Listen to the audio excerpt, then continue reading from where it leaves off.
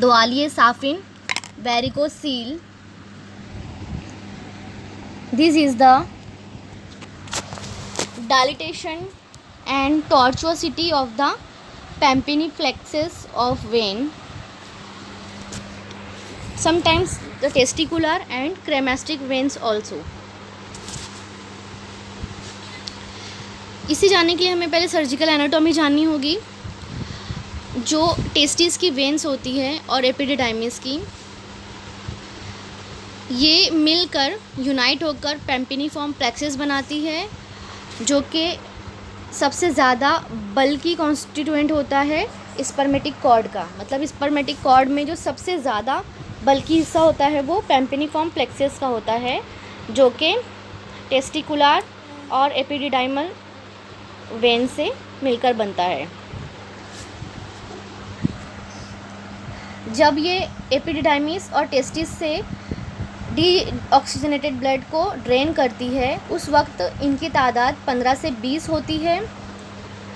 ये ऊपर जाने के बाद एक दूसरे से मिलकर इनका नंबर जो है वो कम हो जाता है और ये 4 से 8 बचती हैं इंग्वाइनल कैनल में। मतलब इंग्वाइनल कैनल तक पहुंचने तक इनकी तादाद सिर्फ 4 से 8 रह जाती है। जब ये डीप रिंग से डीप में जाती हैं तो ये सिर्फ 2 रह जाती हैं और ये कहलाती हैं टेस्टिकुलर वेन। और जब ये एब्डोमेन में इंटर होती है तो ये दोनों वेन्स जो होती है ये मिलकर एक सिंगल टेस्टिकुलर वेन बनाती हैं। और जो टेस्टिकुलर वेन होती है ये ऊपर की तरफ जाने के बाद टेस्टिकुलर आर्टरी के साइड में पोस्टीरियर एब्डोमिनल वॉल में पेरिटोनियम के पीछे जाती है। इसके बाद जो राइट साइड की टेस्टिकुलर वेन होती है ये directly obliquely inferior vena cava में ड्रेन हो जाती है। लेकिन जो लेफ़्ट टेस्टिकुलर वेन होती है ये ड्रेन होती है इनटू लेफ़्ट रीनल वेन में एट राइट एंगल। मतलब लेफ़्ट साइड की डायरेक्टली इन्फीरियर वेना कावा से नहीं मिलती बल्कि लेफ़्ट रीनल वेन में मिलती है और फिर लेफ़्ट रीनल वेन जो है ये जाती है इन्फीरियर वेना कावा से मिलती है। जो टेस्टिकुलर वेन होती है ये इसमें आमतौर पर वॉल्व्स नहीं पाए जाते, लेकिन वो पार्ट जहाँ उसका अख्तिताम होता है, मतलब राइट साइड वाली का अख्तिताम होता है इन्फीरियर वेना कावा में और लेफ़्ट साइड की टेस्टिकुलर वेन जो है वो लेफ़्ट रीनल वेन में। तो इन दोनों जगहों पर वॉल्व्स पाए जाते हैं, जो इनके टर्मिनल पार्ट होते हैं यहाँ पर वॉल्व्स पाए जाते हैं। अब क्या कॉजेज़ हो सकते हैं डायलेटेशन और टॉर्चुओसिटी के? तो सबसे पहले majority are idiopathic, may be due to absence और इनकम्पिटेंट वॉल्व। ज़्यादातर केसेस जो वो इडियोपैथिक होते हैं और ऐसा कयास लगाया जाता है कि हो सकता है कि वॉल्व की अदम मौजूदगी, मतलब जो उसका टर्मिनेशन पार्ट होता है या टर्मिनेटिंग एंड है, अगर वहाँ पे वॉल्व्स एब्सेंट हो या फिर वहाँ के वॉल्व जो है वो सही तरह से काम ना करें, इनकॉम्पिटेंट वॉल्व हो, ना वो सही तरह से खुल पाएँ ना सही तरह से बंद हो पाए, दोनों किस्म की डिसेबिलिटी हो सकती है। अब कॉजेज़ में ही आता है कि ये जो कंडीशन है वेरिकोसील की, तो ये टॉल और थिन मेन में ज़्यादा पाई जाती है या लंबे और बारीक मर्द जो होते हैं ये ज़्यादा प्रोन होते हैं इस कंडीशन की डेवलप होने के लिए। इसी तरह से ऐसे अफराद जो विसरप्टोसिस का शिकार हो वो भी ज़्यादा प्रोन होते हैं वेरिकोसील होने के। इसके अलावा हॉट क्लाइमेट जो होता है वो ये इस कंडीशन को फेवर करता है। और कभी कभी हो सकता है कि वेरिकोसील की जो कंडीशन होती है ये सेकेंडरी हो to lymphoedema of the left kidney. मतलब अगर लेफ़्ट किडनी का एडिनोमा हुआ, लिम्फेडिनोमा, लिम्फेडिनोमा होता है लेफ़्ट किडनी का, तो उसकी वजह से क्या होता है, बैक फ्लो होने लगता है, क्योंकि लेफ़्ट साइड में पहले वो रीनल वेन में मिलती है टेस्टिकुलर वेन राइट एंगल पे, तो बैक फ्लो की वजह से वेनस कंजेशन होता है और लेफ़्ट साइड में the growth from the hypernephroma blocks the renal vein by the venous permeation and prevents drainage of the left testicular vein. So, sudden onset of varicocele in middle-aged man should arouse a suspicion of hypernephroma of left side. इसीलिए अगर किसी मरीज़ में sudden onset हो, left side में varicocele हो रहा हो, तो हमें यहाँ पे सोचना चाहिए या डायग्नोसिस करनी चाहिए या रूल आउट करना चाहिए कि लेफ़्ट साइड में हाइपरनेफ्रोमा ऑफ द किडनी तो नहीं है, क्योंकि इस कंडीशन में सेकेंडरीली लिम्फेडिनोमा बनने के बाद हाइपरनेफ्रोमा अगर होता है किडनी का तो वेरिकोसील मिल सकता है। प्रीडिलेक्शन ऑफ द लेफ़्ट साइड, अब ये देखना है कि क्यों लेफ़्ट साइड में ज़्यादा होता है या लेफ़्ट साइड में ही मोस्टली क्यों पाया जाता है, क्योंकि मोर देन 90% केसेस जो होते हैं उनमें वेरिकोसील लेफ़्ट साइड में मिलता है। जो लेफ़्ट साइड की वेन होती है, हमने देखा था पॉइंट कि लेफ़्ट साइड की टेस्टिकुलर वेन ये डायरेक्टली इंफीरियर वेना कावा में नहीं जाती, पहले वो राइट एंगल पर रीनल वेन में मिलती है। इसी तरह से कुछ ऑब्स्ट्रक्शन होता है जहाँ पे वो ड्रेन होती है, क्योंकि अगर वो डायरेक्ट इंफीरियर वेना कावा में ड्रेन होती ऑब्लिकली तो कोई ऑब्स्ट्रक्शन का चांसेस नहीं थे, लेकिन जब वो राइट एंगल पे मिलती है रीनल वेन से तो ऑब्स्ट्रक्शन को हम सस्पेक्ट कर सकते हैं, एक्सपेक्ट कर सकते हैं।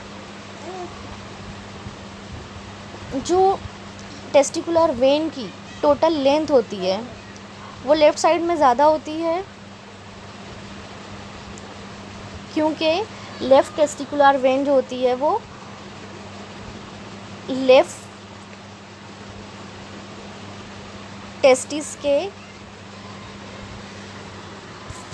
लेवल से हायर, मतलब जहाँ पे राइट साइड की टेस्टिकुलर वेन ड्रेन होती है उस लेवल के बनिस्बत थोड़ा और ऊपर हायर लेवल पे ड्रेन करती है।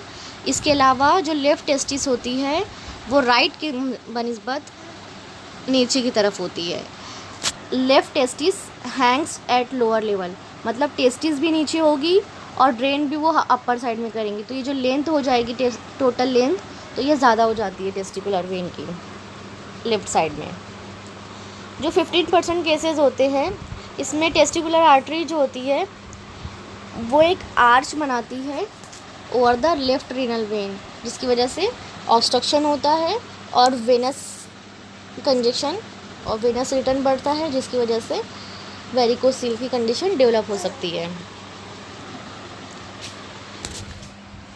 लेफ़्ट साइड में लोडेड सिग्मोइड कोलन होता है, हो सकता है कि ये प्रेशर डाले टेस्टिकुलर वेन पर और जिसके नतीजे में वेरिकोसील हो जाए, जिसकी वजह होगी ऑब्स्ट्रक्शन।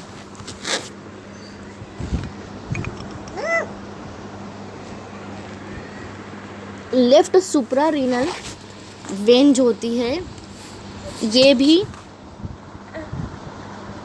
लेफ़्ट रीनल वेन में ड्रेन करती है, और इसमें क्या होता है कि लेफ़्ट सुप्रा रीनल वेन जो होती है वो लेफ़्ट साइड के सुप्रा रीनल ग्लैंड से आती है, जिसमें जिस डीऑक्सीजनेटेड ब्लड में सर्कुलेटिंग एड्रेनालिन मौजूद होता है। तो ये जो एड्रेनालिन होता है ये सबब बनता है वेन के कॉन्स्ट्रिक्शन का at the side of drainage, जहाँ पे वो ड्रेन करती है उस जगह पर कॉन्स्ट्रिक्शन होता है, जिससे ऑब्स्ट्रक्शन और बैक फ्लो होता है ब्लड का। कभी कभार लेफ़्ट रीनल वेन जो होती है हो सकता है कि ये एब्डोमिनल अॉर्टा के पीछे और सुपीरियर मेजेंट्रिक आर्टरी के सामने, मतलब ये कह सकते हैं कि जिसके पीछे की तरफ एब्डोमिनल आर्टा और आगे की तरफ सुपीरियर मेजेंट्रिक आर्टरी होती है,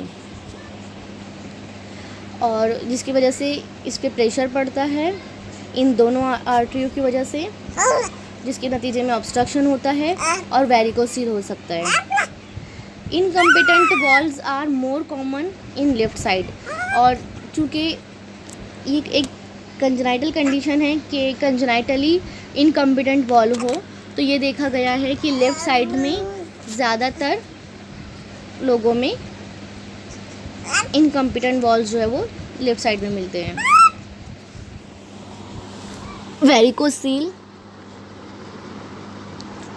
एंड स्पर्मेटोजेनेसिस। अब वेरिकोसील किस तरह से स्पर्मेटोजेनेसिस पे अफेक्ट करती है? चूँकि वेरिकोसील की वजह से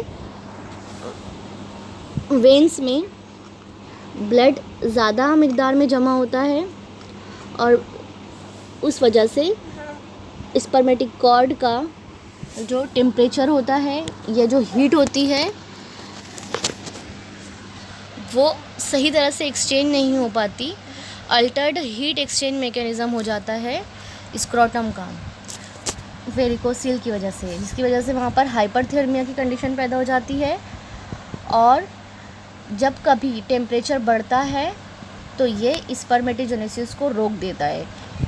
इसीलिए नॉर्मली टेस्टिस जिस्म से बाहर स्क्रोटम में होती है, ताकि बॉडी टेम्परेचर की बनिस्बत 2 to 3 डिग्री सेंटीग्रेड कम हो, क्योंकि स्पर्मेटोजेनेसिस के लिए कम दर्जा हरारत का होना ज़रूरी है। अगर हाइपरथर्मिया हो जाता है तो उसकी वजह से स्पर्मेटोजेनेसिस जो है वो रुक जाती है, इनहिबिट हो जाती है। चूँकि यहाँ पे ब्लड फ्लो बढ़ जाता है, इसकी वजह से टेम्परेचर बढ़ जाता है टेस्टिस का, और मेटाबॉलिक एक्टिविटी भी बढ़ जाती है। ग्लाइकोजन स्टोरेज का इस्तेमाल करने के बाद जो मेटाबॉलिक एक्टिविटी है वो बढ़ जाती है, और जिसके नतीजे में ग्लाइकोजन ज़्यादा इस्तेमाल हो जाता है तो उसका डिप्लीशन होने लगता है, उसकी कमी वाक़ई हो जाती है, जिसकी वजह से ग्लाइकोजन की कमी पैरेन्काइमा के इंजरी का सबब बनती है, और इसके नतीजे में जब टेस्टिस की पैरेन्काइमा इंजर हो रही है तो ओलिगोस्पर्मिया की कंडीशन डेवलप होती है, क्योंकि स्पर्म जो है वो टेस्टिस में बनते हैं, और जब टेस्टिस ही डैमेज हो रही है या टेस्टिस की पैरेन्काइमा डैमेज हो रही है तो स्पर्म भी कम अमाउंट में बनेंगे। इसी तरह से यही हाइपरथर्मिया ही की वजह से लेडिंग सेल डिसफंक्शन होता है, जिसकी वजह से टेस्टोस्टेरोन का लेवल भी कम हो जाता है। Final effect in maturation arrest poor में स्पर्मेटोजेनेसिस, मतलब मैचुरेशन सही से नहीं हो पाता, जिसकी वजह से स्पर्मेटोजेनेसिस जो है वो पुअर होती है।